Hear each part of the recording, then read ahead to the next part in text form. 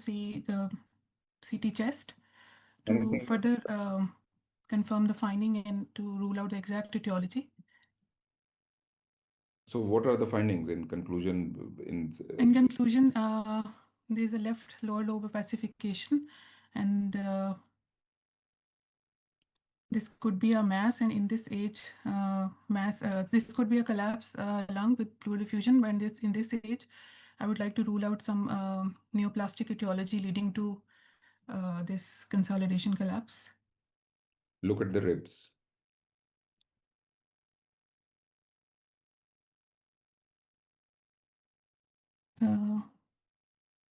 Yeah, the ribs are thinned out. There is erosion of first, second,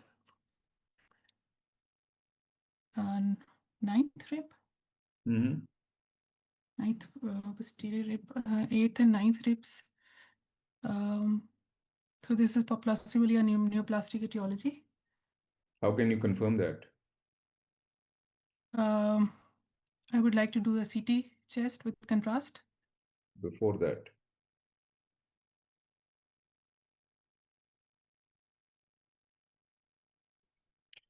you can ask for, you can change the densities, you can see, you can ask for a magnified view. These things are absolutely critical. Yeah, You now I can see a mass. so okay. So are the is the rib confirmed or not? The destruction of Yeah, rib. yeah, it is confirmed. Yeah. So okay. So now, what is your conclusion till now? So this is a lung mass, and it is causing left lower lobe You had asked for partial. a. I have given you a CT. Over to you. You want to ask for the mask? Yes, I have requested. Okay, with you.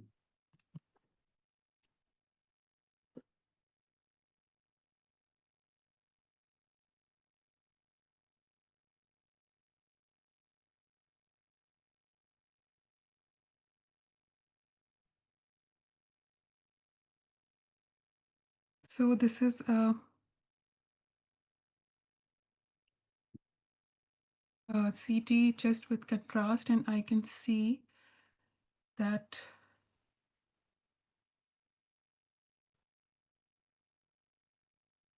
there's left-sided effusion with the compressive atelectasis of underlying lung, and uh,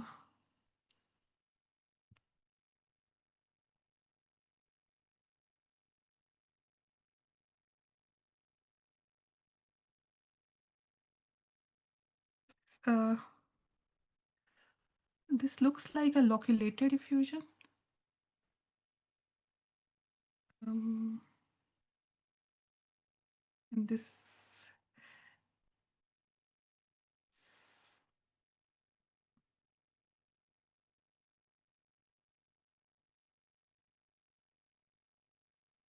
I don't know. It started.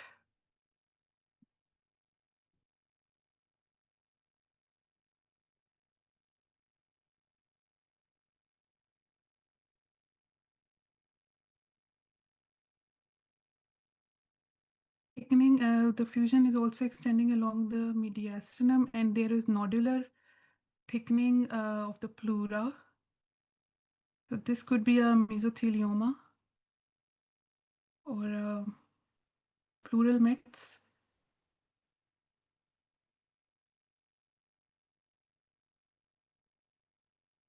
Anything else? But this could be a lung mass with the pleural mets. And there is erosion of the rib. I can see posteriorly. There is a mass here posteriorly as well. In between the ribs. Yeah, this is the mass. So in conclusion, So this is an extra pulmonary mass. This can be a pleural mass with overlying rib erosion, and it is causing pleural effusion. with pleural mets and lung compression, lung compressive atelectasis. So these are plural mets. This is your conclusion. Yeah. Okay, then, thank you. So actually, you did give us the diagnosis. The fine touch in this case is a bit of description, the findings, etc. I'll tell you when we, but two feedbacks from my side. You, in the chest X-ray, you did not ask for, magnified view, change of density, etc., as far as rib is concerned. And the same thing you did on the CT scan. You were when once you diagnose that there is a bit of erosion, you should have asked for, say that I want to confirm it. So windows you did not ask. So I'll come back to the case. Now, this case is a malignant mesothelioma. So the patient has got HOA, which is hypertrophic osteoarthropathy, candidate well as far as that aspect is concerned, asked for a chest X-ray, and this was malignant mesothelioma. With that, there was evidence of loculated enhancing effusion in keeping with empyema. So you did well, but just a bit of fine touch was lacking. Now, uh, just a recap that when you see bilateral, this is the differential diagnosis, bilateral symmetrical periosteal reaction in adults. When you see that, HOA is one of the top ones, and you should have clear-cut concepts that what kinds of pathologies can cause HOA, which there is another differential diagnosis. I'll come back to that, but other than that, vascular insufficiency like varicose veins, etc., can cause this. Thyroid acropathy, which will be basically fingers. Pachydermoperiostosis is, these will be in teenagers. This is known as primary HOA. And then fluorosis, etc., is, interosseous membranes of radius and ulna.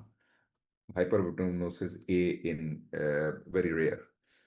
So this concept is critical for you. And one point here can save you a long case or a viva case in the exam. Hypertrophic osteoarthropathy, one is, look at the headings, primary and secondary. Primary is autosomal dominant inheritance, rare, presents in children and young adults. So this is always in young adults and children. Secondary. Lung cancer is the most common, more than 60%. Other than that, other lung conditions like bronchiectasis, lung metastasis can cause it. Fibroma, mesothelioma, cystic. So they can actually give you a long case or a viva case with any of these. So beware of this. They might give you a cystic fibrosis case with HOA, periosteal reaction. If you don't know this, you are not going to conclude the case. Also, please remember that GI disorders, Whipple's and celiac and inflammatory irritable bowel disease, etc., cyanotic congenital heart diseases, cirrhosis, and look at these ones, lymphoma, nasopharyngeal carcinoma, etc., etc. So this information can cause you or save you a case in the exam, correlating 2 plus 2 makes 4. These are from ACR. This one had HOA, similar to our case, and this one had a lung carcinoma. Another one in femur, there is periosteal reaction with lung carcinoma. This is vascular insufficiency. Actually, the evidence is there if you look carefully, and this is the type of case which can come in your short cases now, the current format, where there are findings. The finding is periosteal reaction, and then there is evidence that what is the cause. This is a dilated vein, partially calcified. So one can infer that this is the vascular cause of periosteal reaction. This is a 19-year-old with pachydermoperiostosis, what we call primary HOA. Age is the key here. And these, the small bones of the hand, for example, the metacarpals, they are involved, and radius ulna, tibia, fibula, all of these can be involved, and there is a bit of literature and pattern on it, which I don't want to go into details of that. As far as mesothelioma is concerned, it is an aggressive malignant tumor. 90% of them arise in the pleura, but there is a concept of peritoneal mesothelioma, pericardial mesothelioma. This cystic multicystic mesothelioma actually occurs in the pelvis, tunica vaginalis testis mesothelioma. So these are rare, but and the prognosis is not very good. It is quite bad, mesothelioma. Uh, so asbestos exposure is seen in most of the cases, 40 to 80% of them. Uh, Anybody who has got asbestosis exposure, there is a lifetime risk of 10%. There can be a latent period of 20 to 35 years before the patient develops mesothelioma. And there is no convincing evidence of association or with smoking. So remember that. Now, there were some findings here which I want you to develop your eyes on this. There was on CT scan, pleural mass, nodular thinking, soft tissue attenuation. Now, soft tissue attenuation, what I am telling you right now, just remember in your mind, I am giving you Hounsfield unit. I should have put it in the slide here, but usually soft tissue density is like, let's say, muscle density. So it will be anywhere between 30 Hounsfield to 70 Hounsfield. Simple pleural effusion will be less than 10 Hounsfield. It will be like water. And slightly turbid, maybe a bit of protein content or a bit of hemorrhage, it will be up to 30 Hounsfield. So soft tissue attenuation will be 30 to 70. And you can ask the examiner that I want to measure the density. So you have to remember it like this. Now, actually, the candidate pointed out this thing very well on the chest X-ray. What happens is that there is an inward contraction of the hemithorax. So there is loss of volume and there is ipsilateral mediastinal shift. So the candidate actually pointed out on the chest X-ray that I'm worried about that there might be collapse because there is an ipsilateral, but that is actually a finding when you get this pleural thickening like this. Uh, Pattern of spread, eventually it grows and it can encase whole of the lung, what we call the pleural rind. And local invasion, you have to get marks, you have to point out local invasion. In our case, there was involvement of the bone, but there is more than that because the pericardium was involved in our case. I'll show you. And if you see here, known to invade even along catheter and biopsy tracks. So please remember, if a tube has been passed, the lesion might grow into that. If there is pericardium, may represent transpericardial extension. Now, calcification can be seen in 20%, but usually this calcification is the pleural plaques which get engulfed in it. But there are other variants in which there can be calcification. So let's go through the case. Now,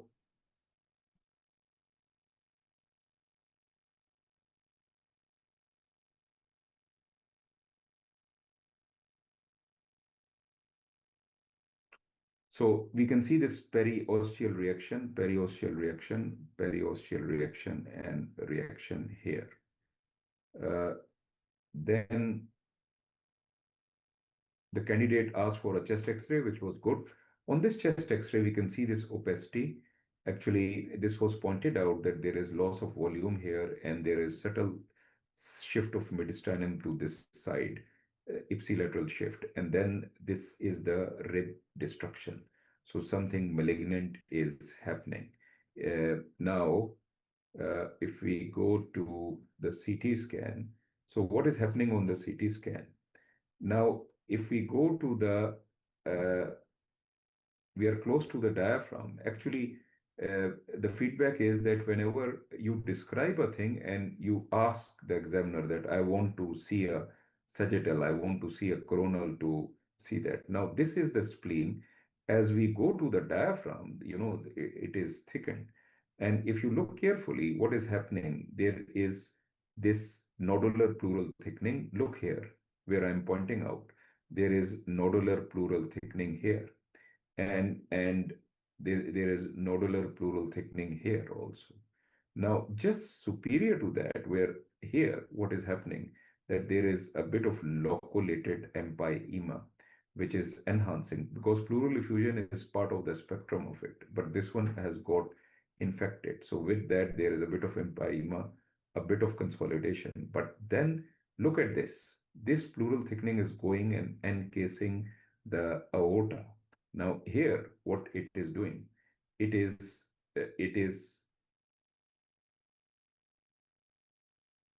what happened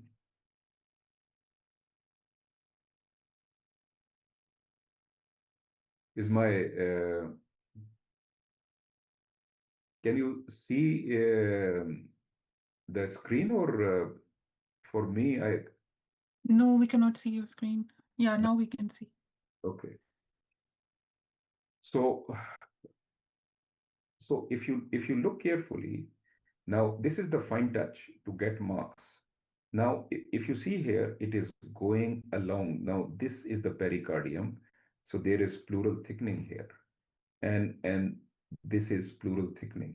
Here, there is loss of any fat plane, and we would like to confirm it, but you can say that I'm worried that it is invading the pericardium. Even here, there is a rhine going along superiorly. So, and it goes along. It can totally encase whole of the lung, and that is why there can be loss of volume. So if you see here where I'm pointing out, you can see this tissue here, how it is going beyond the rib cage and going into the soft tissues here. And of course, it will cause rib destruction, which here the point is that ask for a bone window where I'm pointing out there is destruction. So just to highlight on a sagittal, just concentrate on the diaphragm and you can see, look at this thickening where I'm pointing out the diaphragmatic pleura, there is a mass there. And this is that empyema I was talking about. And look at this, how it is causing destruction. And as far as the pericardium is concerned, let me show you a coronal. Here you are.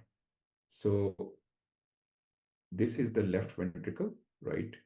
And as we go here, the fat plane is lost. And here, where I'm pointing out, actually, you can convince yourself that the pericardium is invaded. So this is a bit of fine touch about the case. Okay, thank you, candidate two. That was actually well done, but just a bit of fine touch was lacking. Okay, now this patient, candidate two, uh, Yes. is the 36-year-old female, history of menorrhagia, dyspareunia, and abdominal pain. On palpation, they say that there is a mass question mark in the on the left side. They have done an MR. Over to you.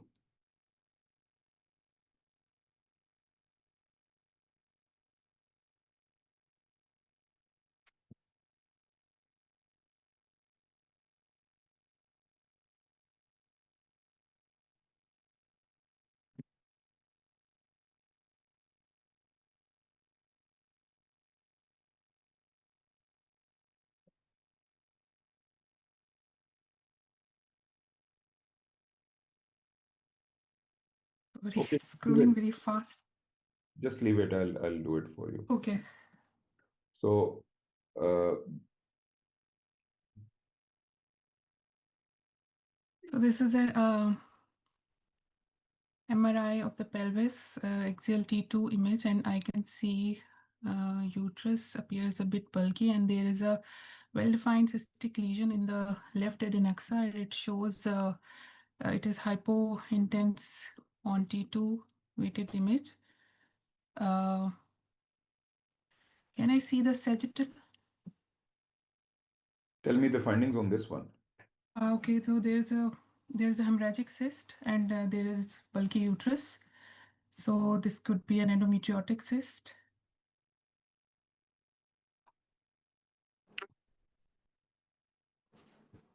What else do you see? And also there is the uterus is bulky with thickening of the junctional zone posteriorly. So this could be an adenomyosis. And also I can see tethering posteriorly with the sigmoid colon. So what is this? This is an endometriotic cyst, most likely. How will you confirm it? I want to see a T1. Okay, this was high on T1. So this confirms the hemorrhagic content. Right. What is this where I'm pointing out?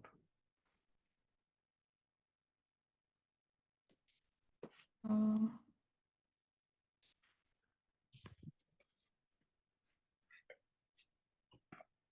is this bladder? Okay, bladder is separate. So this can be another lesion, which is So you asked for a T2 and now I'm giving you a T2 sagittal. okay. So on T2 sagittal, I can see that again, I can see that the uterus is bulky with a tethering with posteriorly with the sigmoid colon, and there is a large uh, fluid density intensity lesion with loculus with a hemorrhagic cystic component. Uh, So how do can I you, see? Yeah, sorry. what do you want me to show you? Can I see the coronal view? Coronal view. Yeah.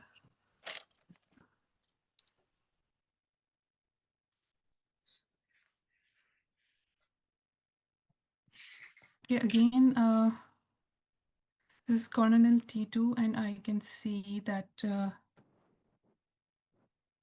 again, I can see the same findings. Can I see T1? So I just want to see the signal intensity of this big lesion on T1.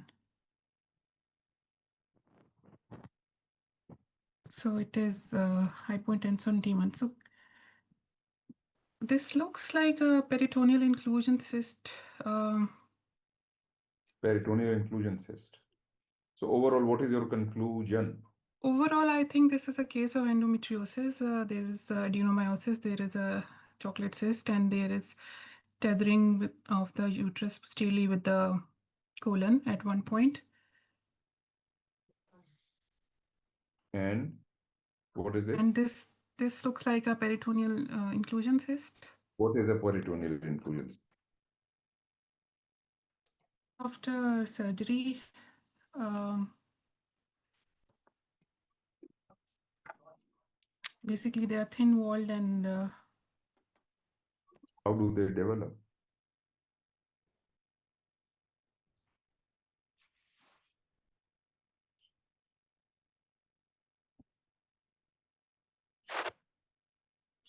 basically they develop after some kind of intervention or surgery, and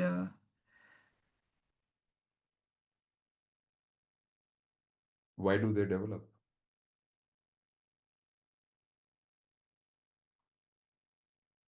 because of adhesions, maybe. Okay, thank you.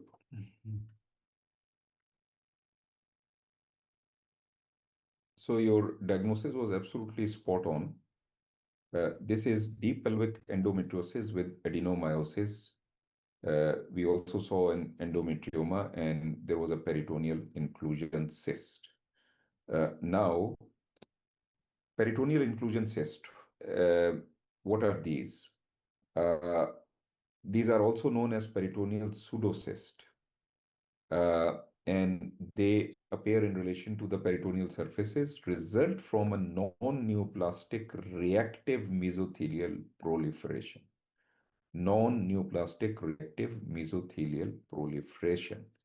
So, what happens is that associations, as the candidate pointed out, previous surgery, abdominal, but what I wanted to highlight is that you can see them with endometriosis and previous inflammatory bowel disease, previous abdominal surgery, pelvic inflammatory disease, but also with endometriosis. And key point to remember is that they can present with pelvic mass, and when they palpate the patient, they might actually think that there is a pelvic mass, and this is exactly what had happened in the case which I told you. Though it's an incidental finding, but what is the pathology? The pathology is important for you to remember because these kinds of questions are asked, and this is what I asked the candidate. This is caused by accumulation of ovarian fluid that is contained by a peritoneal adhesion. Normally, what happens is that this fluid is produced, but normal peritoneum absorbs the fluid easily. However, when it is abnormal, it does not absorb, and that is how it is produced. They can actually be very, very big. They can be, big, bulky. They can present like this. They can entire, abdominal cavity, pelvis, and abdomen can be involved. As far as radiological appearance is concerned, uh, location of the ovary with respect to the cyst is clearly demonstrated on MR, and try to highlight that and try to see that. These are cases from Radiopedia where we can see one of them here. This is the ovary. So relationship with ovary is a key finding. And now I will go through the case. Uh, and so this was well done because the candidate picked up everything. Uh, uh, Now, if you see here on this T2-weighted sequence, this is that endometrioma on this axial. We can see that there is tethering. Develop your eyes because at times they will just show you one sequence, which might be an axial, because you can see the sigmoid colon tethered to the posterior surface of the uterus. And there are some plaques of endometriosis which are adherent on the posterior serosal surface. And so we can see this tethering even going here. And on T2-weighted sequence, we can see the same finding. Uh, Here you are. Look at this. So around that endometrioma, you can see that, of course, there was adenomyosis. Normal junctional zone should be up to 12 millimeter. This one is much more than that. Tethering is present here, and tethering is present on the other side. Candidate did well, asked for a T1 weighted sequence, which was good, and this was endometrioma, and the cyst, of course, is cystic. So I wanted to show you this case because of the peritoneal inclusion cyst. And this is what the exam is about, unusual presentation of a common finding. So whenever you pick up endometriosis, look for associated endometrioma, any adenomyosis, and I've shown you additional finding today of an inclusion cyst. Candidate 2, 20-year-old male, left hip pain. Okay, this is an X-ray frontal projection of pelvis and including both hip joints and lower spine of a 20 years old male who presented with left hip pain, and I can see that there is a lytic expansile, a loosened lytic expansile lesion involving the ischium, left ischium, and it appears to have a narrow zone of transition. My differentials would be This could be a fibrous dysplasia. This could be an aneurysmal bone cyst. Looks like a non-aggressive lesion. Um, Next, I would like to do a CT for this patient, CT. or maybe an MR.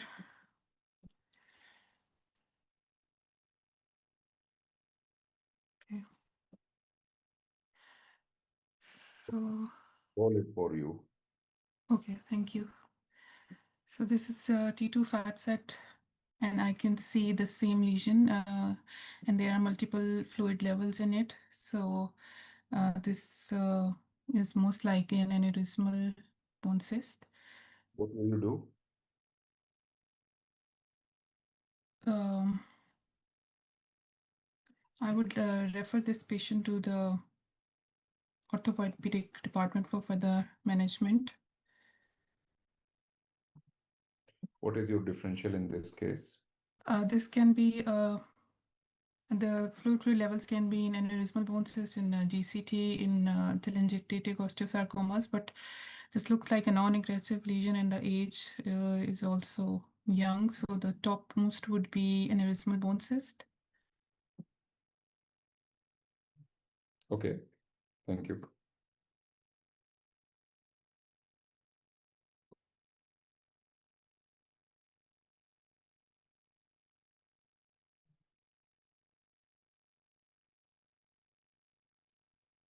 This was aneurysmal bone cyst. Now, aneurysmal bone cyst, the age group is young age group, usually children, 5 to 30. Most of them will be less than 20 years actually. Location in a long bone is metaphyseal. They will be eccentric. They will be lucent, uh, and margin can be well defined. They will be expansile.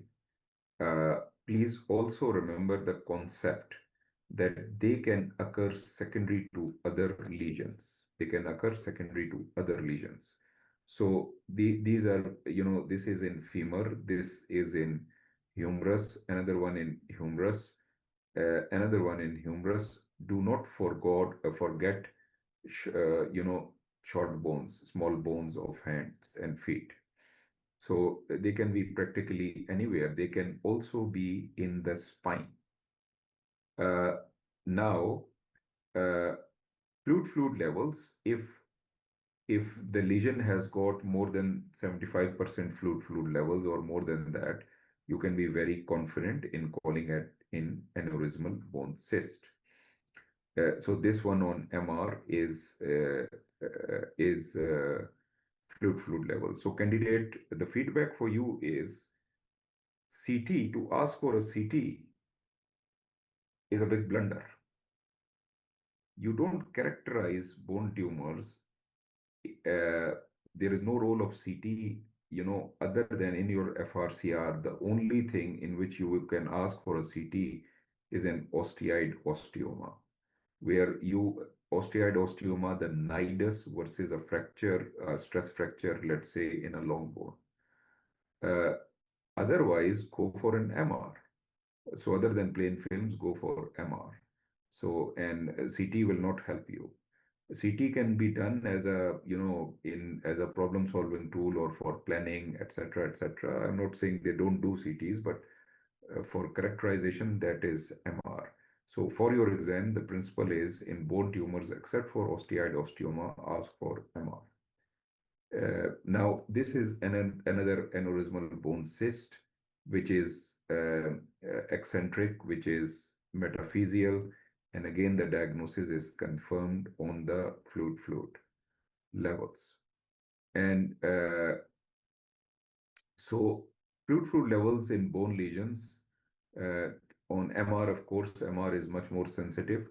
Aneurysmal bone cyst, chondroblastoma, giant cell tumor, simple bone cyst, fibrous dysplasia, telangiectatic osteosarcoma. That is a red flag thing in which you can confuse it. Now, in here, an aneurysmal bone cyst is present in the, now this is the CT scan and you can barely characterize this lesion. You cannot characterize this lesion. So it is arising from the posterior element of the spine. And these fluid levels actually characterize it. Please remember that in the spine, interestingly, an osteoblastoma of the posterior elements can be confused with an aneurysmal bone cyst because an osteoblastoma, radiologically speaking, can appear as a expansile lucency in the posterior elements of the spine. Uh, and there's a bit of fine touch because there might be a bit of increase, some bone formation which might not be here. But of course, MR will then help you. This is a case of aneurysmal bone cyst, which other than the posterior elements has also gone into the vertebral body, and it is causing fluid level. Secondary aneurysmal bone cyst. So aneurysmal bone cyst can occur secondary to other lesions. This is a case of osteoblastoma, osteoblastoma of the calcaneum. You can see this lucent lesion here in a young 13-year-old. And with that, you can see that there is a bubbly lesion here. This is a secondary ABC. This list should be in your mind. This is secondary ABC. Secondary ABC can occur secondary to GCT, chondroblastoma, osteoblastoma, fibrous dysplasia, non-ossifying fibroma.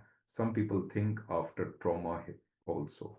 And some people think no, they don't agree with this. But in most of the literature, you will see this post-trauma.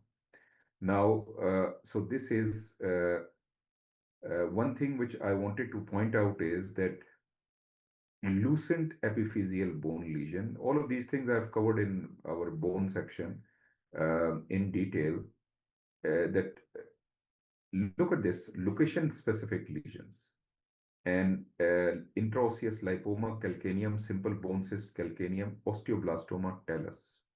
So if you remember this one word here, it will save the day for you in the exam. So at times these informations are so important.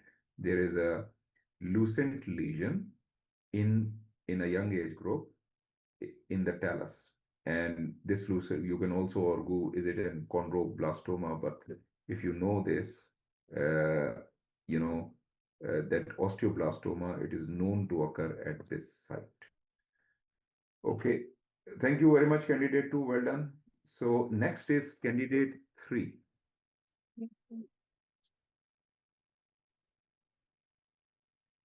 Oh, sorry. I think I did not show you the fine touch of the case. So let me describe the case. There is no need for the candidate to join back.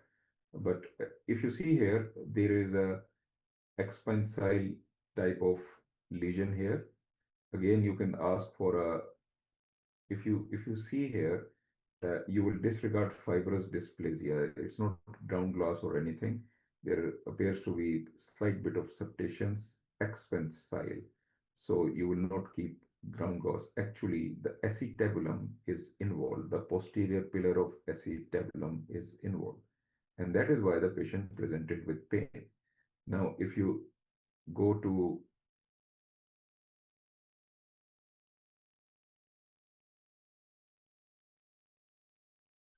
the, it has actually,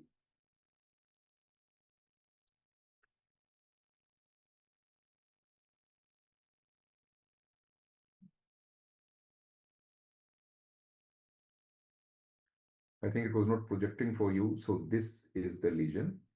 And if you blow it up, you can see that it is not ground glass, it is expansile. So ABC was very well done by the candidate.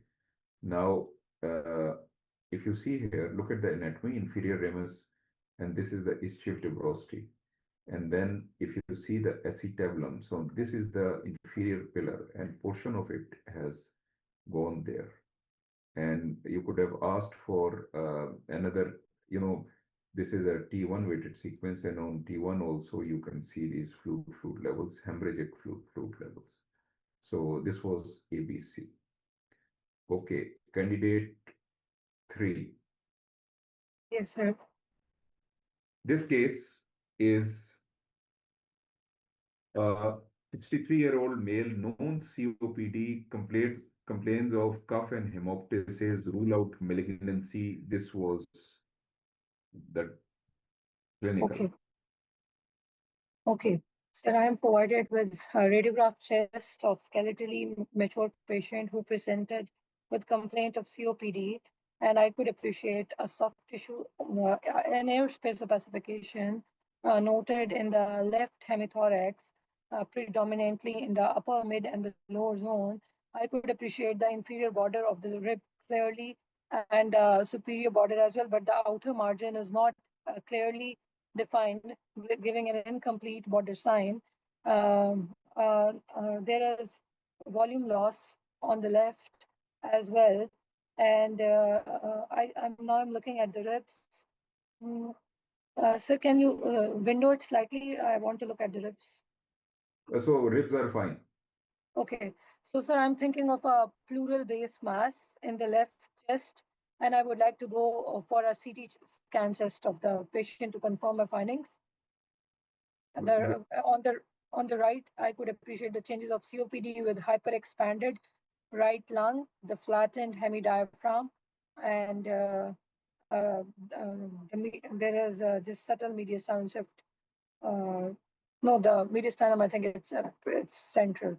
So just pleural base mass I'm thinking of, and I would like to go for a CT scan chest. Pleural base mass where? Sir, on the left, upper and the mid zone. In the mid zone. Yes, sir, this one. So can you see my mouse?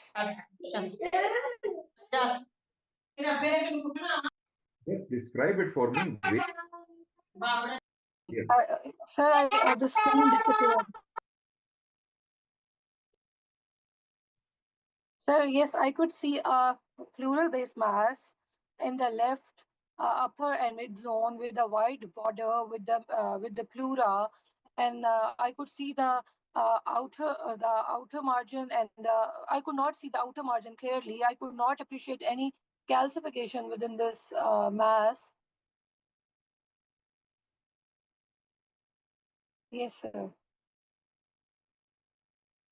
Sir, in addition to that, I think there is some catheter placed over here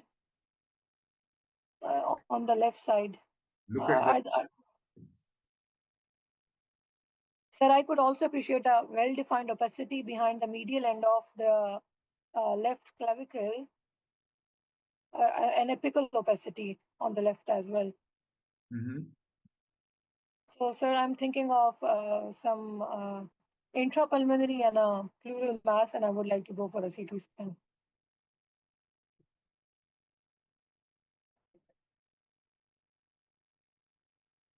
Okay.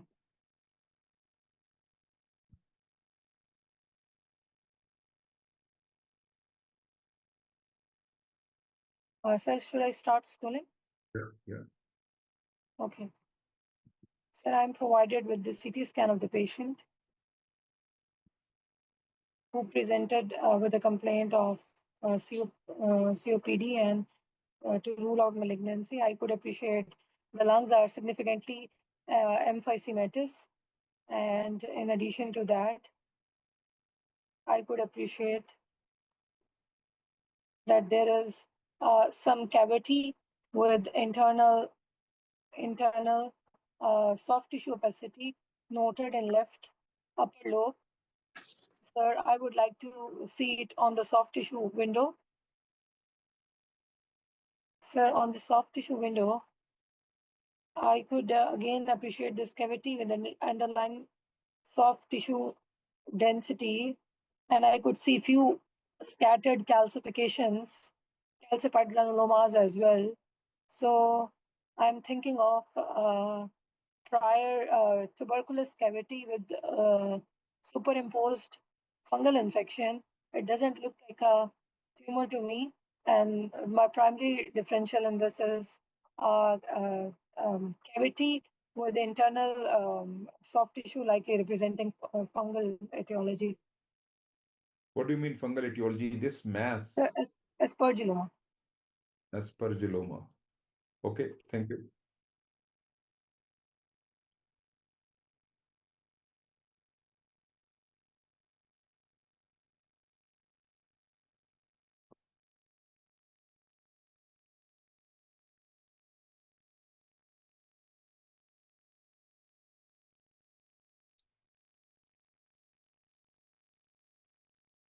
So this case is mycetoma or aspergilloma of the lung.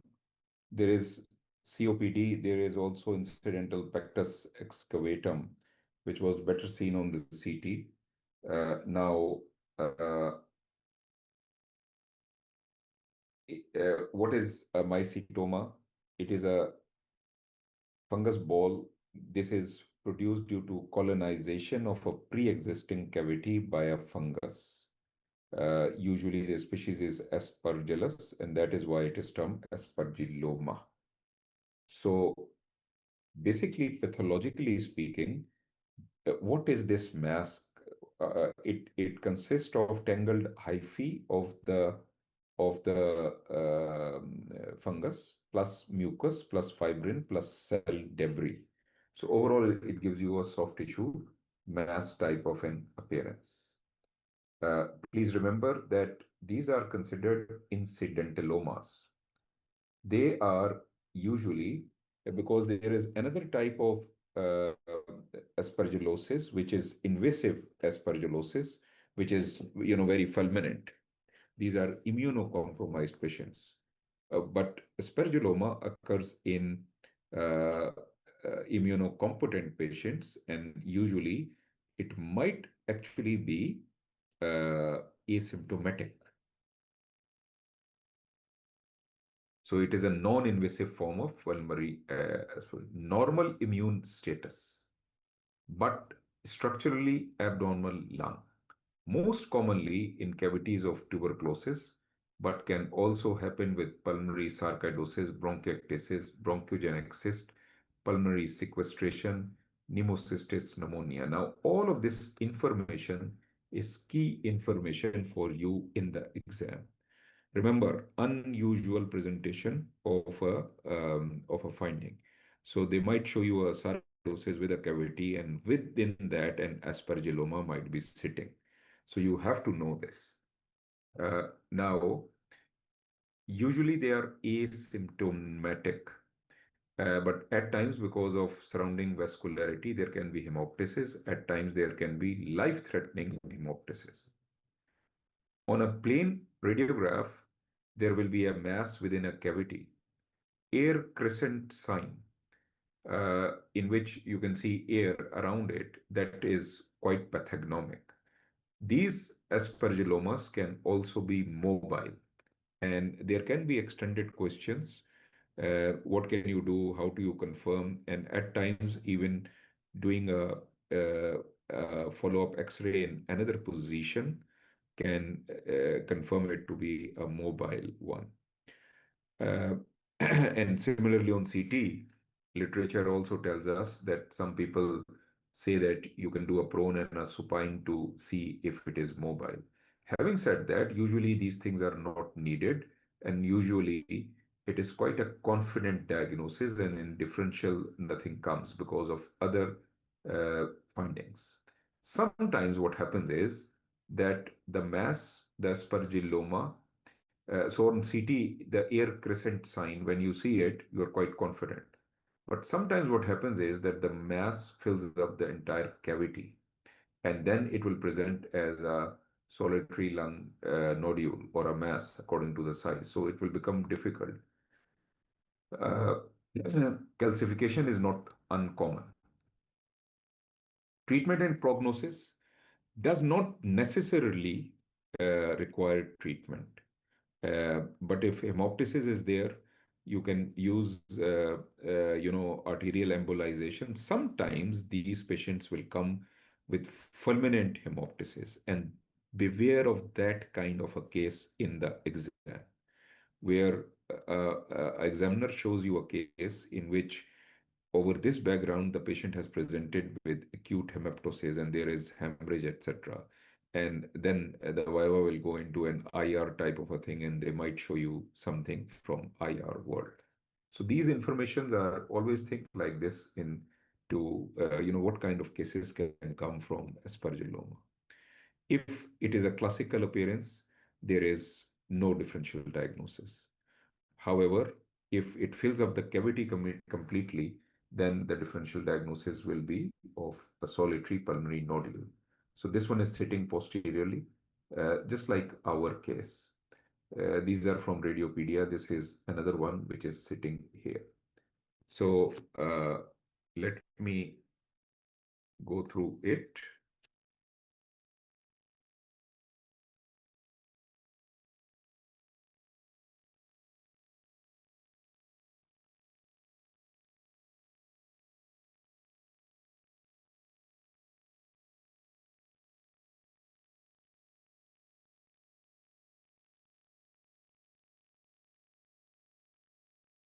So in this case, the pectus excavatum bit on this X-ray is very difficult for the simple reason that though the heart and the right heart border is not very well formed, which is a finding, and these ribs appear more, vertically oriented. These are classical signs of pectus, but counter argument is that because of the rotation, it's very difficult to be confident. So even if you don't pick it up, it's fine. Having said that, you can see COPD, you can see fibrosis. Now here, if you see here, there is a lesion and this lesion, once you pick it up, then you can ask for a magnified view, and here you can convince yourself that this is what it is. So on the plain film, you are quite confident. And then you ask for the CT scan, and so this is the pectus, which I was mentioning, which is a sort of an incidental finding now. And with that, you can see that this is the cavity. Now the cavity is thin walled. It is not thick walled or nodular, because I can ask you these kinds of questions. Are you worried about any malignancy? So you have to say that the cavity is thin walled. Then there is calcification, which is in a way a good sign here, because it tells you that there is chronic. It is sitting on the posterior surface, but it's not, anything, no stigmata of malignancy. Be very confident in this diagnosis. Okay, next, please. So Yes. this is your next case in which what happened was that this is a 77-year-old patient. Uh, an ultrasound was performed in the community, picked up a mass in the upper abdomen. They said that it might be an adrenal mass or a pancreatic mass, and they asked for a CT. So that triggered a CT scan, and this CT scan was done with adrenal protocol. Over to you. Okay. Um, then I am provided with the CT scan images. First, I'll scroll through the entire stack. Just concentrate on upper abdomen. Okay, sir. Sir, I'm presented with the CT scan of patient who presented with complaint of mass in upper abdomen, and I'm looking through the images. The first obvious abnormality I could appreciate is a well-defined enhancing mass located in the left suprarenal location. I could not see the adrenal gland separately.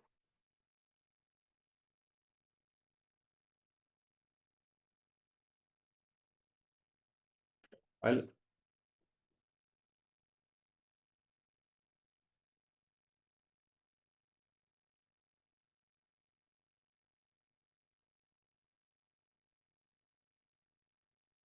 Okay, sir, the mass is located close to the pancreatic tail, but I'm unable to see the adrenal gland separately. However, I would like to confirm this on the coronal sections.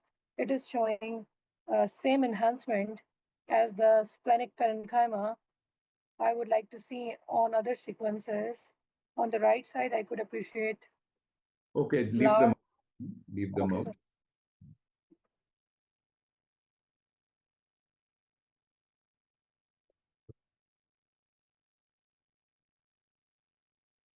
This is another sequence.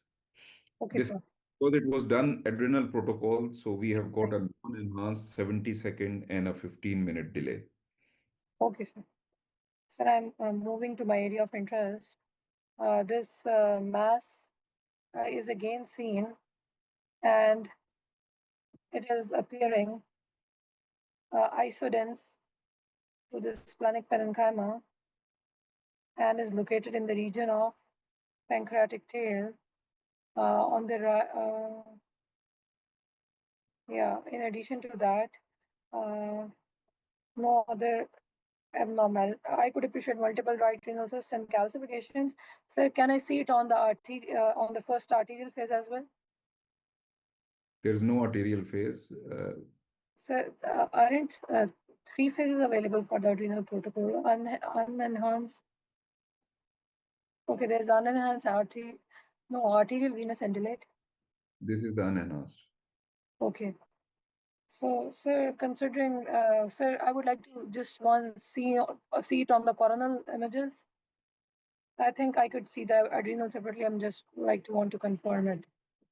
So, in conclusion, Sir, I'm thinking of a splenunculus located in the region of pancreatic tail.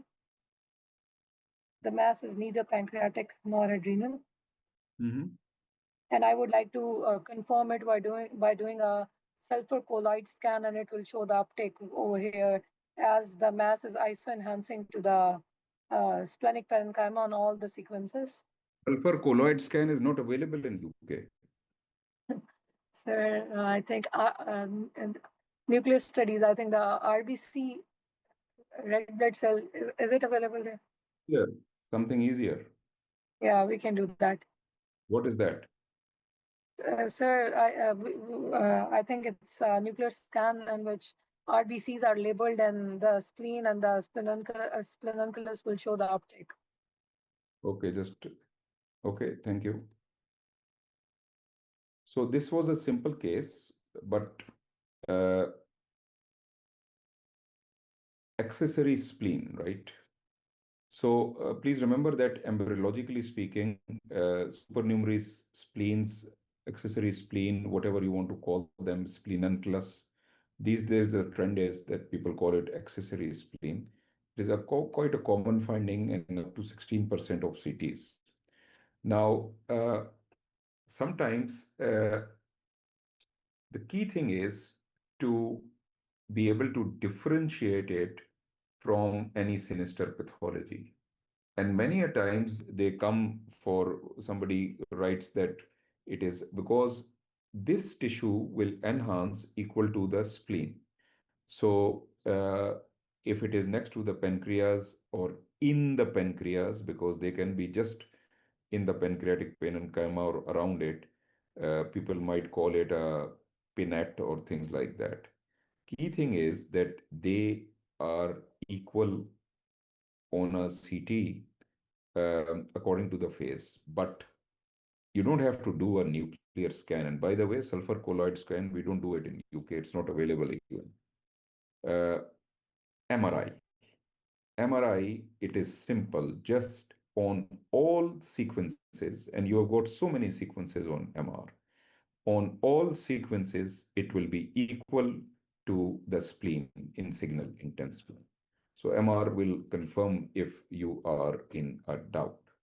You must know that if a patient has to undergo splenectomy for any autoimmune disorder, etc., then you have to diagnose that there is this accessory spleen sitting somewhere so that they don't leave it.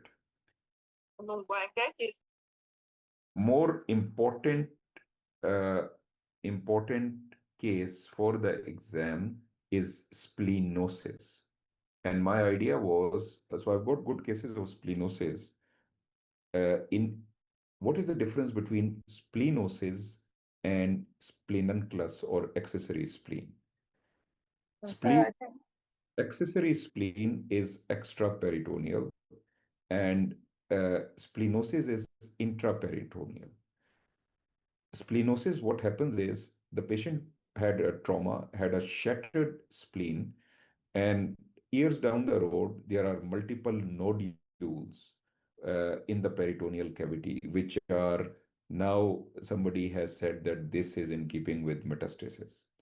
And I have seen cases in which gunshot wound and later on the the splenic tissue actually in the posterior mediastinum there was a case in which in posterior mediastinum it just grew up, and actually that is known as splenosis.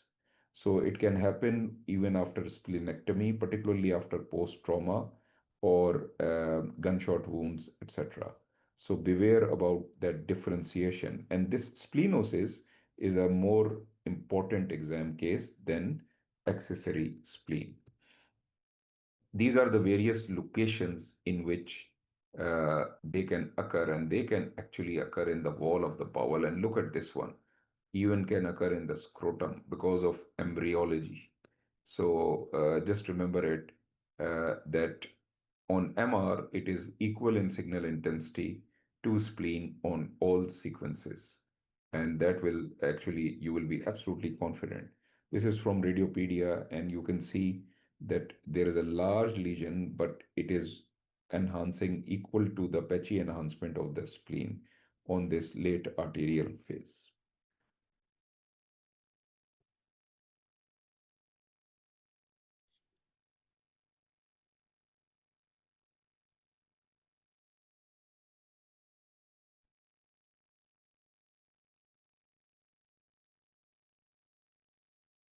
Okay, this patient presented with, this is a 47-year-old, presented with headache and fit to A&E.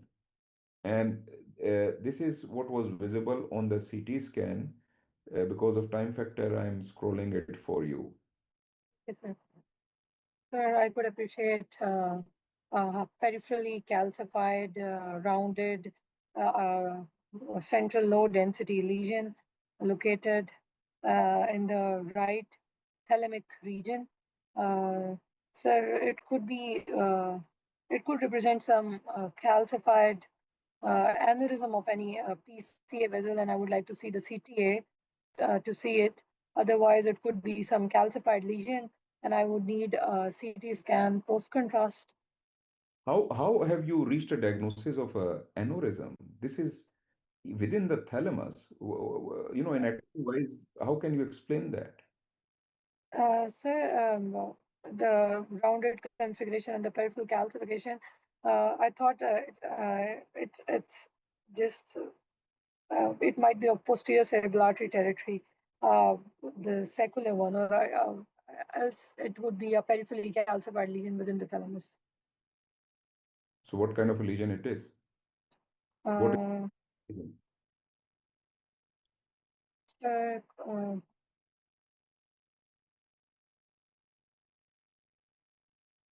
sir, I think it's. I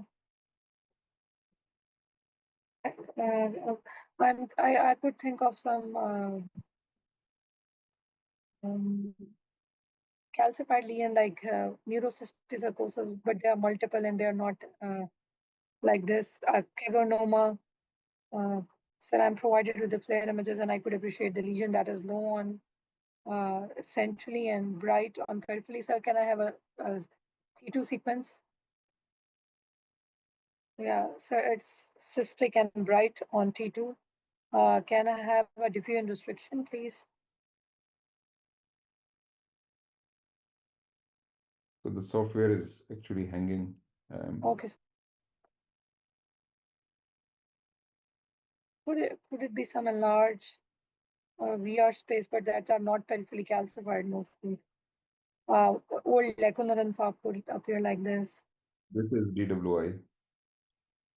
So it's not showing any different restriction. It's just ISO to the CSF. So can I see post contrast?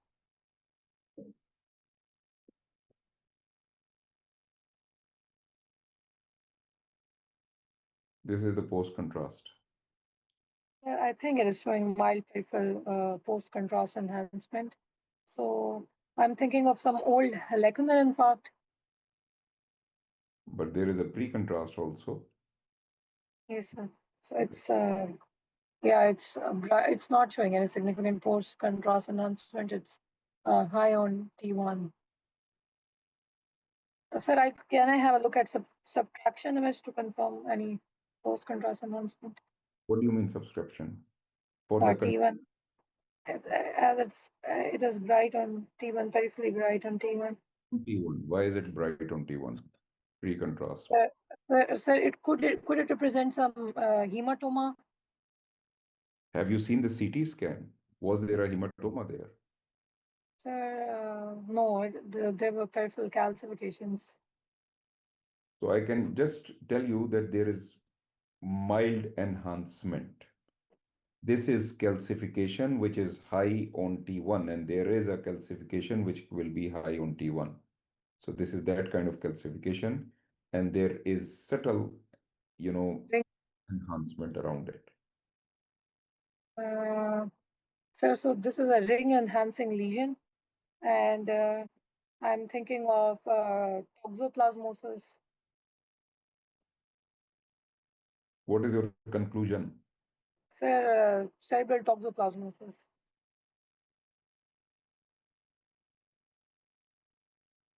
Okay. In the chat, anybody?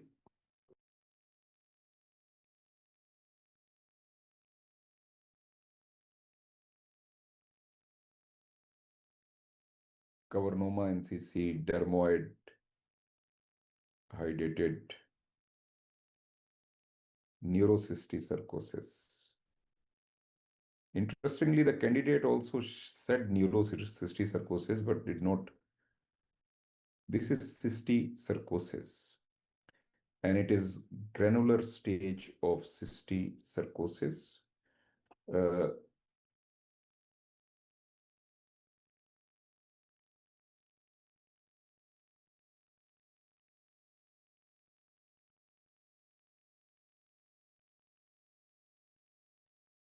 so this is cysticercosis, and this is granular stage. Let me give you the concept about cysticercosis.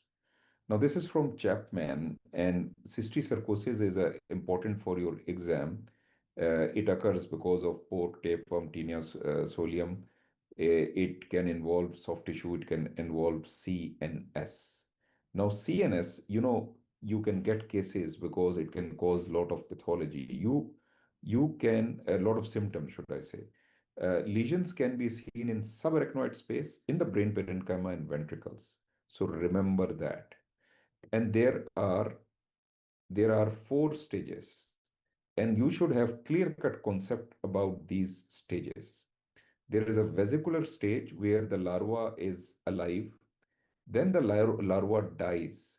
When it dies, we call it the colloidal stage. This is early degeneration. Radiologically speaking, this is where the patients will be most symptomatic and they will present with symptoms of seizures, etc. This is early degeneration, and it causes a sort of a inflammatory response, the dying larva. And then there is granular, which is late degeneration. It will start become calcified. It might show some solid enhancement like our case, and there will be variable edema. The edema and enhancement, which will be much more in the colloidal stage. It can even mimic like a meningitis, localized type of meningitis around that. And then it becomes dead, calcified. So you should have absolutely clear-cut ideas. This is just for plain films. Sorry, this is, of course, soft tissue.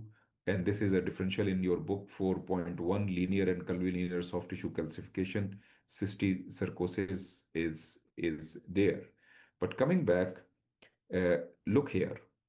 In vesicular stage, what happens is, irony is that the larva is actually alive. And it can be seen here in, if you look carefully, there will be a cystic lesion with that, we call it a scolex, a mural nodule, scolex, which is sitting there. This is alive. And then when it dies, this is the early degenerative colloidal stage. It elicits a lot of reaction, and you will no more see this. You will see lot of enhancement around it and perilesional edema. This is the most common or clinically active stage. But sometimes, like our patient, even can present with granular nodular stage. The difference is that this is more the late degeneration. The parasite is non-viable, so it will start, calcification will start. Progressively, the granulomatous tissue will be replaced by calcification. There can be still milder nodular ring enhancement, and the edema will decrease. And this is what we were seeing in our case.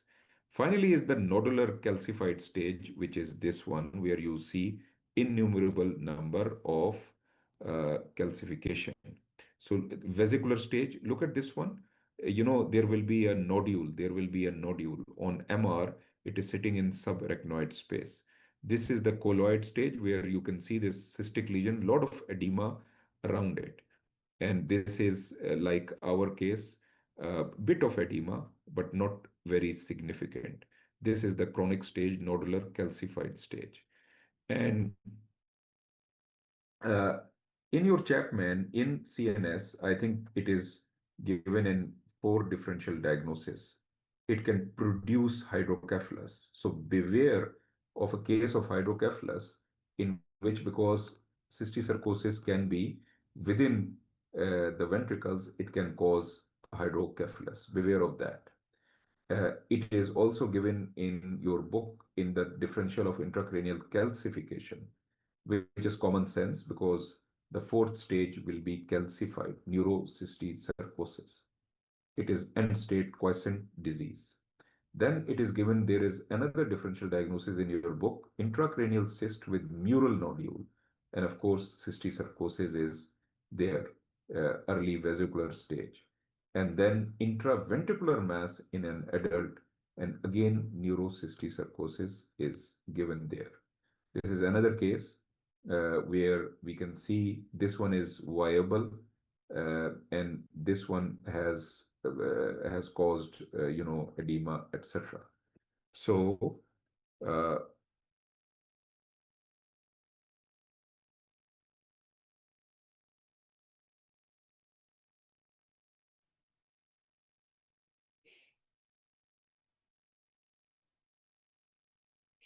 if you see here, this is a cystic lesion. And with cystic lesion, there is a bit of calcification. You cannot say more than that here. This calcification, please remember that lesions which are high in signal intensity on T1, and there is a particular type of calcification which can be high on T1. And this is why, candidate, you should have also asked when you said, I want to see post contrast. Once you picked up that finding, you must ask for pre contrast. And there was a catch here because the calcification was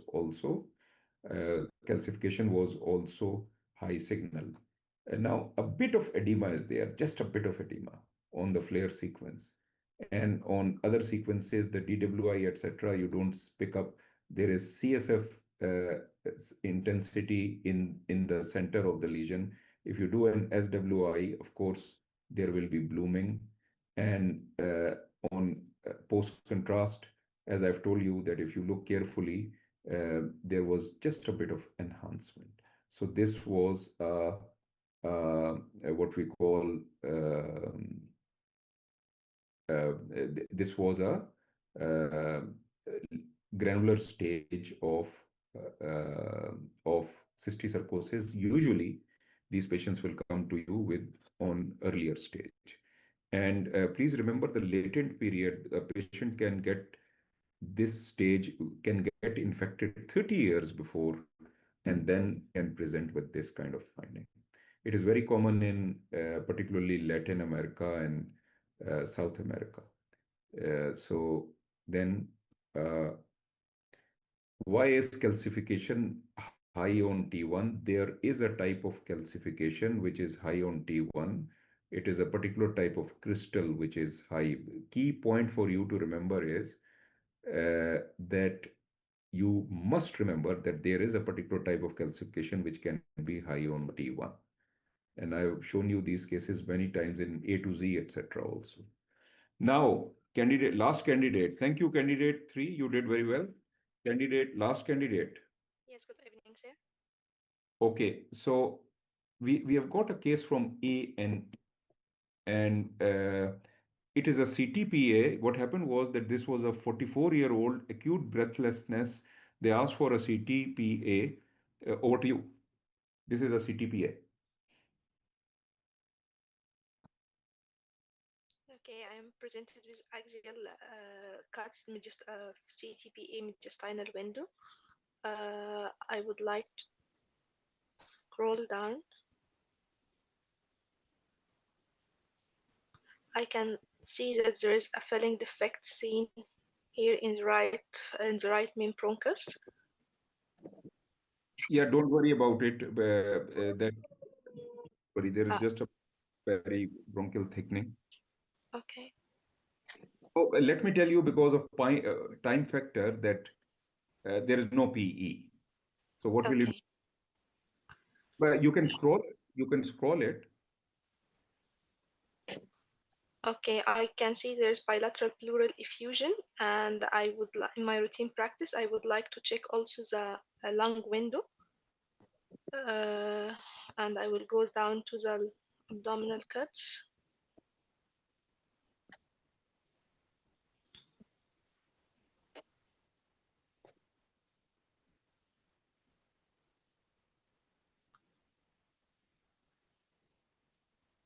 Uh, okay, I can't see any abnormality in the upper abdominal cuts, so I would like to check in the lung windows.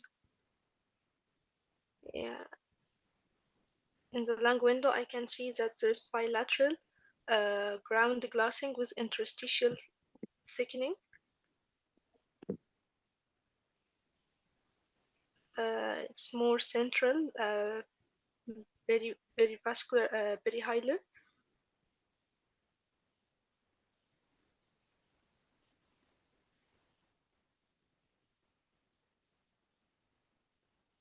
Was there's some nodular opacity seen in the right middle lobe.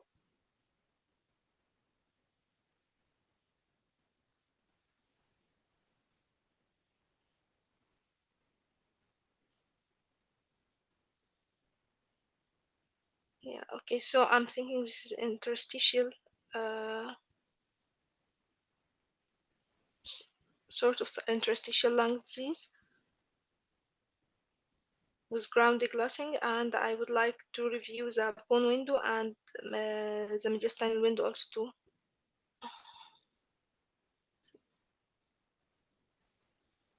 Just 1 second. Okay, The bone window is with you. okay, thank you.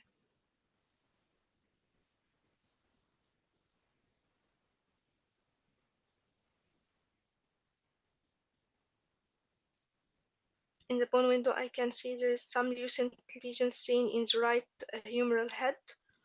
I will go further. And yes, and some lucency in the sternum as well.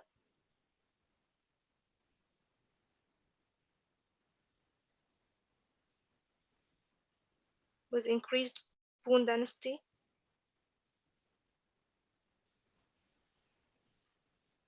I think there's extensive bone abnormality going there, like extensive uh, sclerotic metastasis.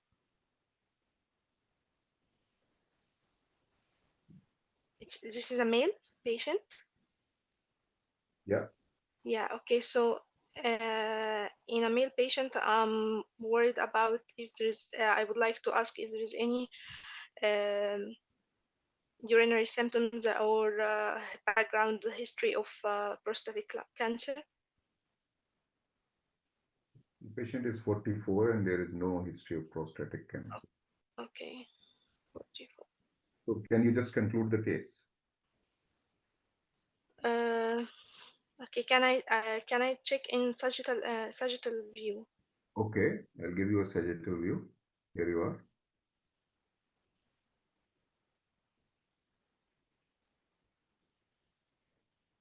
Which window do you want? Bone window, please.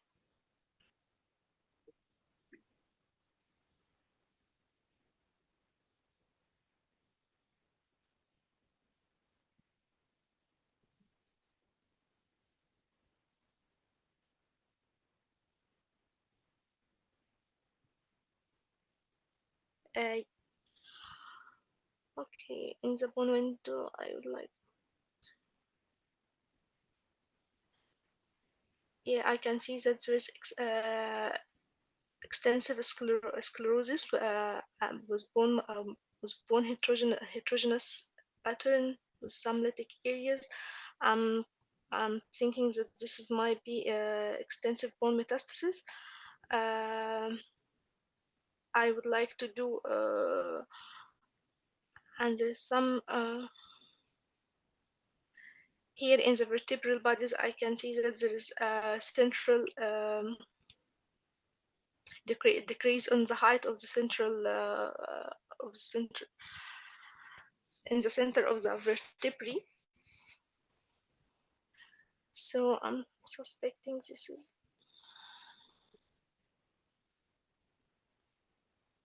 Madam, just conclude the case. Give me the conclusion. So I'm thinking this is a extensive bone metastasis. Thank you. Thank you.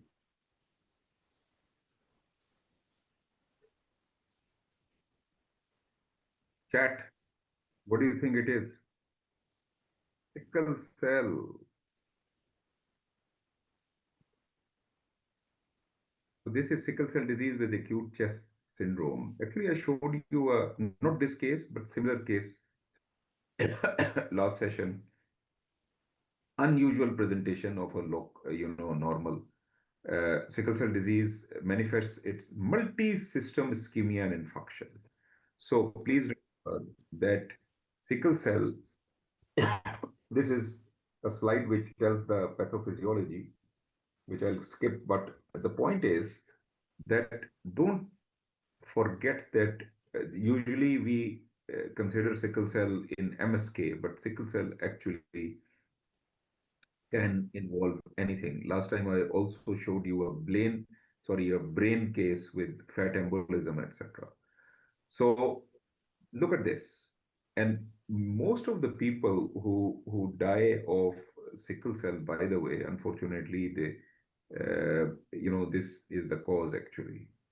Uh, Pulmonary causes, acute chest syndrome, which is non-specific. Patient can have emboli, can have infarction, can have pneumonia, etc. But they will come with these kind of findings.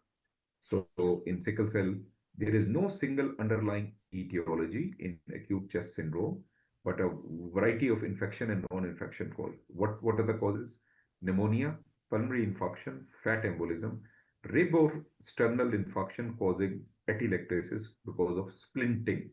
So the patient finds it so painful, cannot tolerate this. So this was sickle cell. Now, again, though windows were asked, so that was I was happy because of that by the candidate, and various sequences were also asked, but a bit of fine touch. So CTPA component was normal, and then there is bilateral, non-specific patchy consolidation, bilateral, right? And but one finding is that this is what I call a infarction of the spleen in evolution. If you see here, already the spleen is developing a bit of calcification. It is smaller. Look at the density. By the way, I'm showing you a bone density right now. So this spleen should have been picked up. This spleen was an exam spleen, and it mm, is also visible here. If you see, look at the enhancement, and mm. it is different than usual enhancement. So even this should have triggered another.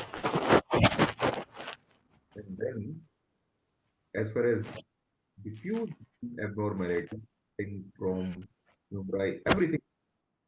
Now the candidate asks that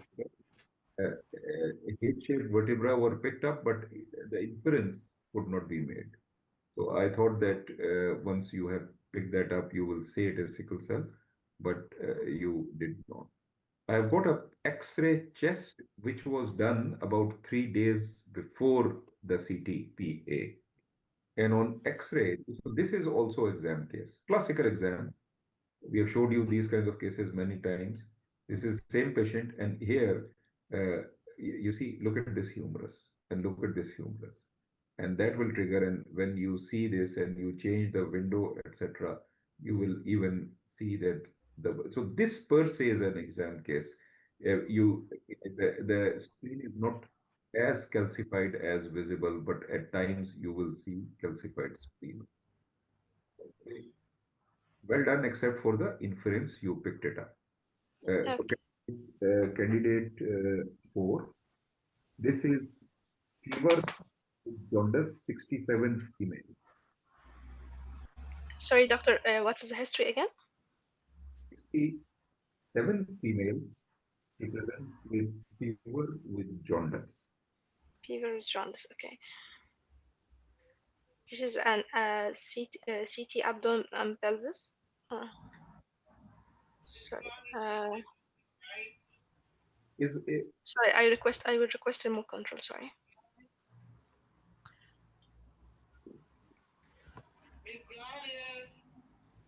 let me mute this one second. Okay.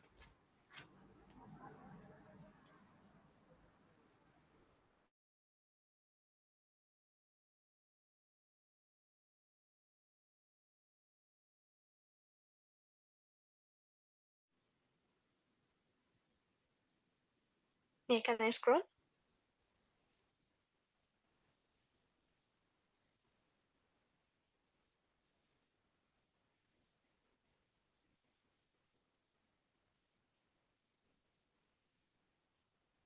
Yes, this is axial CT abdomen pelvis portovenous phase. I can see that there is uh, multiple branching hypodensity seen within the liver, uh, which I think this is intrabiliary radical dilatation, and there is the gallbladder is seen enlarged with calculi seen inside. The CBD also is dilated with calculus seen inside the CBD. Hello,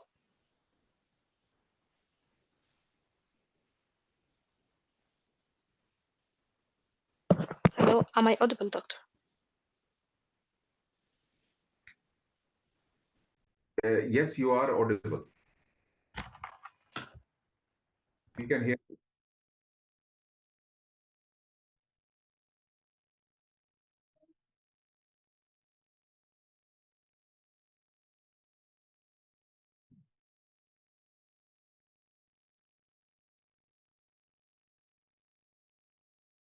Madam, are you speaking now?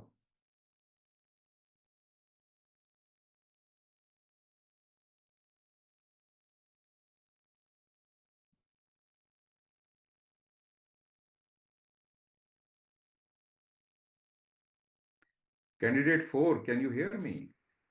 Yes, doctor, I can hear you. But I'm facing a problem with the scrolling now. Leave it, I'll scroll for you. Just leave it. Okay, thank you.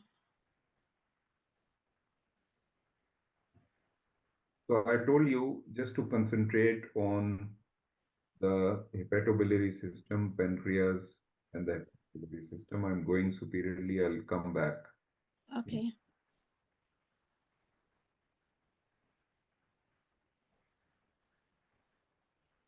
So I can see that the intrahepatic radicals are dilated with stones inside some of the central radicals, and there is a gallbladder stones as well.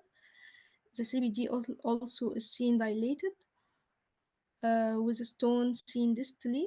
Uh, The dilated CBD. Sorry, no dilated CBD. No, you tell me. You have said there is a dilated CBD. Can you? Yes, can you just scroll down?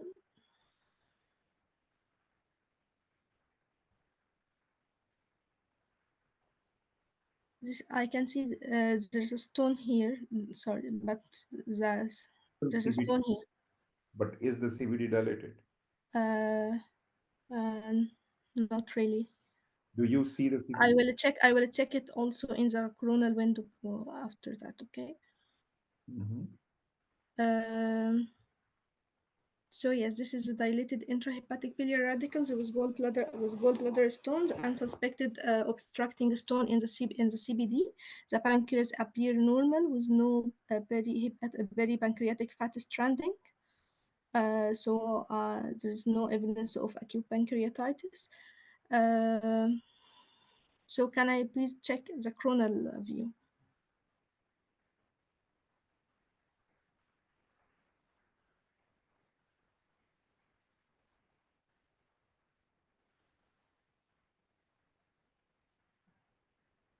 So I've gone Um, clearly and I'll come back. okay.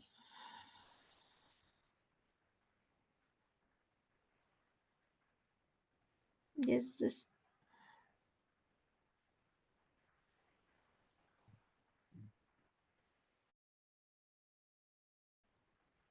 there's multiple linear stones seen, but I can't see the CBD dilated. Um, so I'm suspecting this is might be. Just give me your conclusion.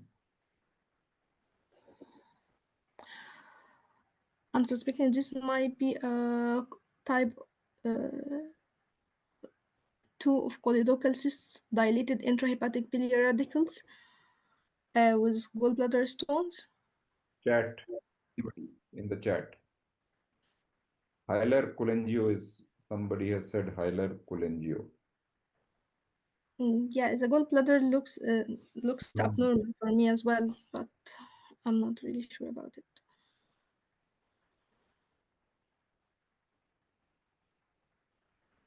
So I'm showing you a T2 of This is T2 MRI, axial cuts T2 MRI. Uh, this is also dilated intrahepatic biliary radicals with some with a stone seen inside the intrahepatic biliary radicals. Um this is maybe the oriental cholangitis because of the intrahepatic biliary stones. Okay, thank you. Thank you.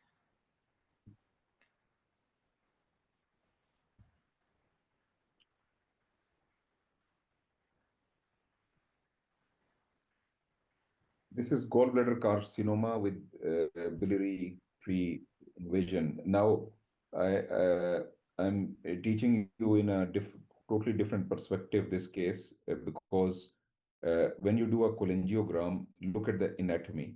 This is the left hepatic duct. This is the right common hepatic duct. This is the confluence of duct.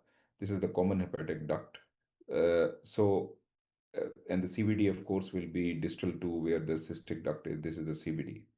Now, if there is obstruction at this level, we call it the hilar level. Uh, this here, there will be three differentials. One is cholangiocarcinoma, portohepatitis metastasis, which secondary invasion, and gallbladder carcinoma. Please remember that gallbladder carcinoma will be at the same level. If the obstruction is at the mid CBD level, then the top differential will be cholangiocarcinoma and pancreatic carcinoma. And of course, if it is in the distal CBD, then it can be pancreatic carcinoma, cholangiocarcinoma, or carcinoma of ampulla of water, or duodenal carcinoma. Benign structures at post-surgical will be at common hepatic duct level, and chronic pancreatitis will be at distal level. So uh, here the same thing on MRCP. So this is the confluence, left hepatic duct, right hepatic duct, confluence of duct. This territory is the learning point in this case: cholangiocarcinoma, GB carcinoma, porta-hepatis metastasis. This case has got status post-cholecystectomy, and we can see a stricture here that is classical Klatskin type of territory, Klatskin tumor, hilar cholangiocarcinoma. This is a PTC. We can see that the left hepatic duct, right hepatic duct is dilated. On the other hand, look at this MRCP, where this is the pancreatic duct, this is obstructed here, this is the CBD, the mid CBD is obstructed, so there must be something sitting in this area. This is a mid CBD, and this is a pancreatic carcinoma. By the way, a cholangiocarcinoma can also cause this because it can invade the pancreas.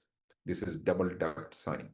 This is still a double duct sign, but here it is at the ampulla. So something is there, and the differential, so the CBD is dilated, pancreatic duct is dilated, and this can be a cholangio, a pancreatic, or it can be carcinoma, ampulla of water, or a duodenal carcinoma.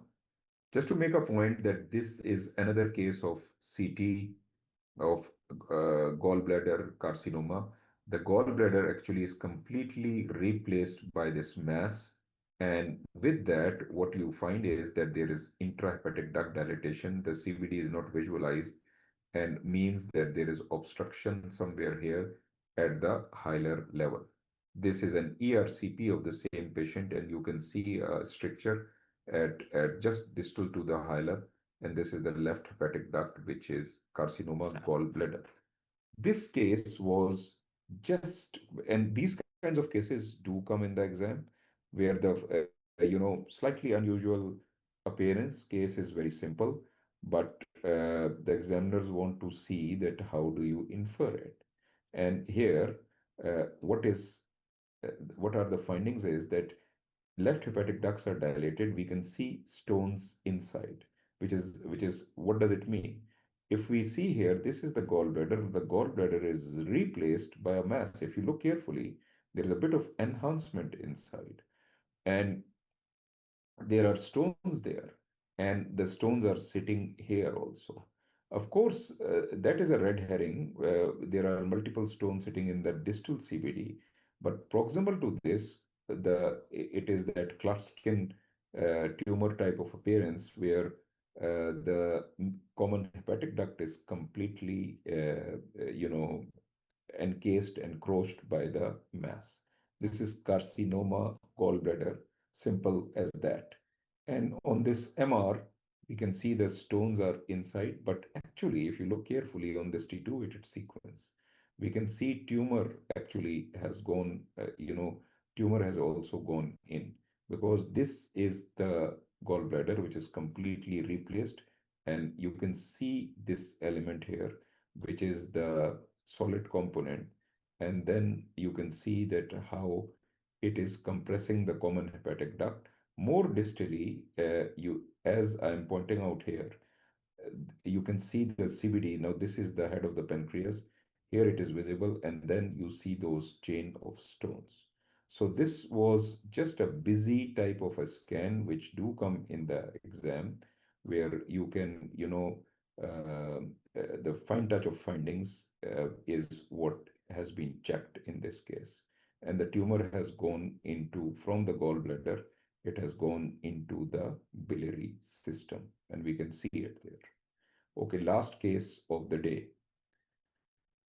So this is a 14-year-old, 2-week history of lump under in the right side of mandible, under the right side of mandible since 2 weeks. Last case of the day. Okay. Um, you request control.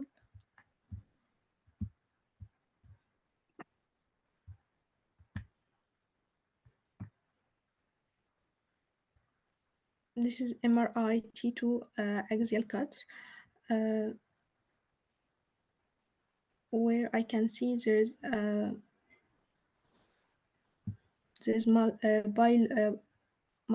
bilocular hyperintense signal seen in the floor of the right floor of the mouse.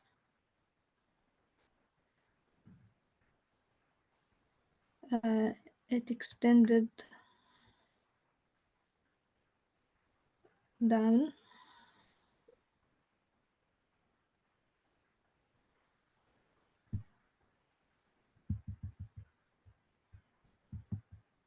So I can see it extended down. I will go up again to check the brain.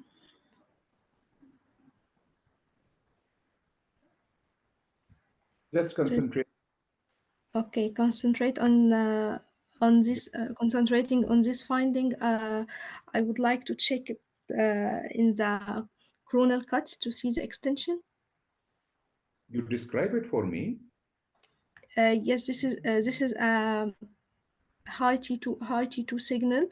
Um, lesion seen at the base of the right mandible, seen extended down to the neck. This is in the submandibular space. Okay, madam. Where it is? What did you say? This abnormality, Yeah. Which space you talked about? submandibular. So I've given you a coronal. Okay.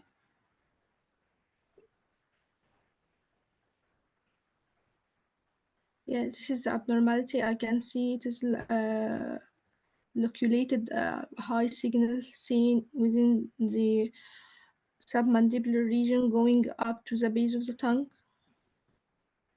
Okay. Just give me your diagnosis. Uh, this cystic lesion seen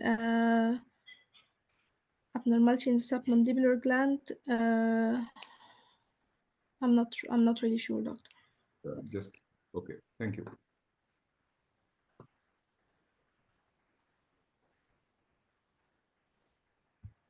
You've got the diagnosis in the chat. So this is a diving ranula on the right side. Now, first of all, this is an important exam case. Many a times, this is the differential diagnosis is a cystic lesion in the submandibular space, and it has come in the exam many times. So it is very important, and I'll go through a bit of anatomy. This is the tongue, the oral cavity. Now, in the space, what we call concept, this is the mandible. Now, here is the sublingual gland sitting here. So we call it the sublingual space. This is the submandibular duct here. This blue one here is the submandibular space. And you should have a very clear-cut idea about anatomy, and only then you can diagnose uh, what it is. Now, this diagram will make anatomy very simple. Here, this is the mandible, and this is the sublingual gland. Look at this. This is the submandibular gland. Submandibular gland, this muscle here is a key landmark by the name of mylohyoid muscle. This is just like the pelvic levator ani muscle. It's just like it produces a diaphragm. So submandibular gland is sitting here, portion of it is sitting superior, but the key point is that the duct goes and so it opens under the tongue. So this is sublingual space, this is submandibular space. Look here, there are two tubercles here, superficial mental spine for origin of genioglossus muscle. So genioglossus muscle is the tongue muscle, right? Now, if you go to a coronal, now this coronal here, this is that landmark. This is the mylohyoid. So the sublingual gland is here, superficial to it, and inferior to it is the submandibular space. So this is the submandibular space, and this is that genoglossus muscle. Now, what happens is, basic concept is that in the sublingual gland, there can be retention cyst, which is a pseudocyst, and it will appear to you just like a fluid containing structure with very thin imperceptible walls. It will not enhance unless it is infected, and though infection is quite rare, so it stays there. So this is in the sublingual space. But what happens is that sometimes they burst. When they burst open from the sublingual space, they go to the submandibular space. So they are here, and then they extend into the submandibular space. They can actually, sometimes what happens is that there can be defects in the mylohyoid muscle, and it can go through it, or it can go like this, over as if it is going like a waterfall. So once it goes into the submandibular space, it will appear as a lump under the mandible, a cystic space under the mandible. So once it, so this is known as a simple ranula, a retention cyst in the sublingual space. When it goes into the submandibular space, we call it a diving ranula or a plunging ranula. If you see, this is a classical exam case. This is a classical exam case which I'm showing you on this slide, where portion of the ranula is sitting here in the sublingual space, but main one is sitting in the submandibular space. On the contralateral side, this is the submandibular gland. This sign is known as a tail sign, TAIL, tail sign, which tells you that it was sitting here and then it has gone down, it has burst into the submandibular space. So this is a plunging ranula or a diving ranula. This picture also tells you the same thing. Here is another example of a ranula which goes from the sublingual to the submandibular space. In your book, there is a differential diagnosis, and the differential diagnosis is submandibular space lesions. Submandibular space lesions.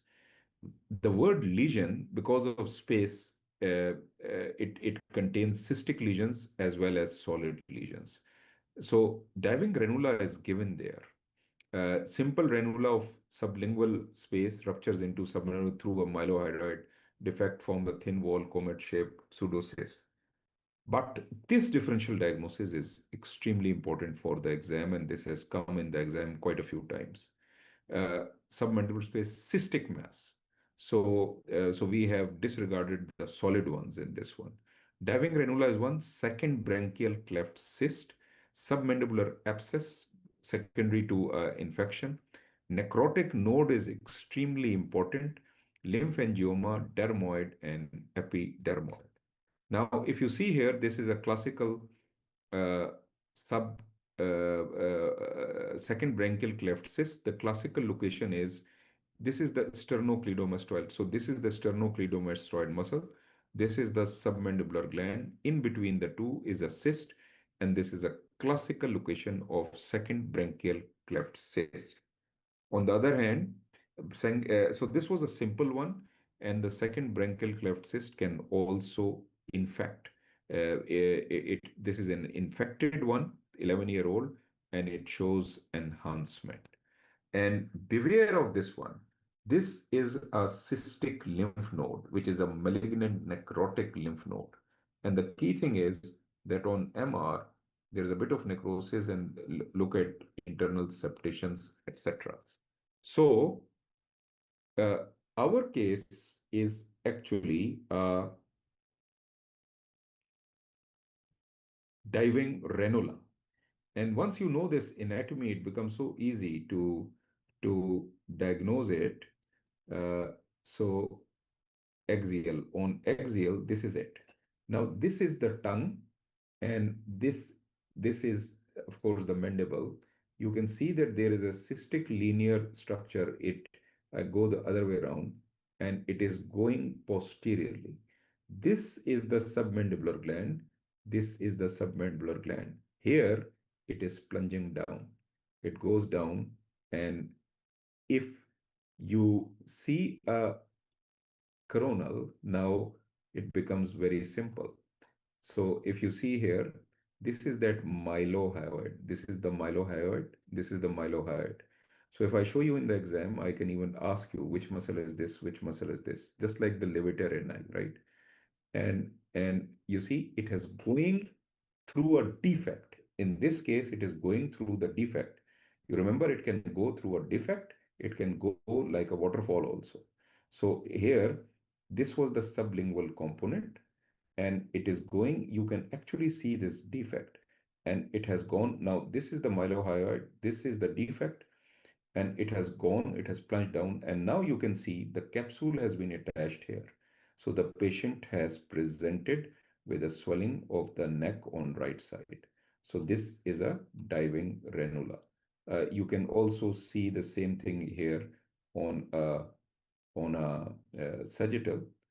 So this is where it is visible. So this is the submandibular gland.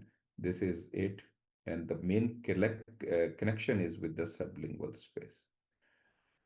So, okay, thank you very much. That is all for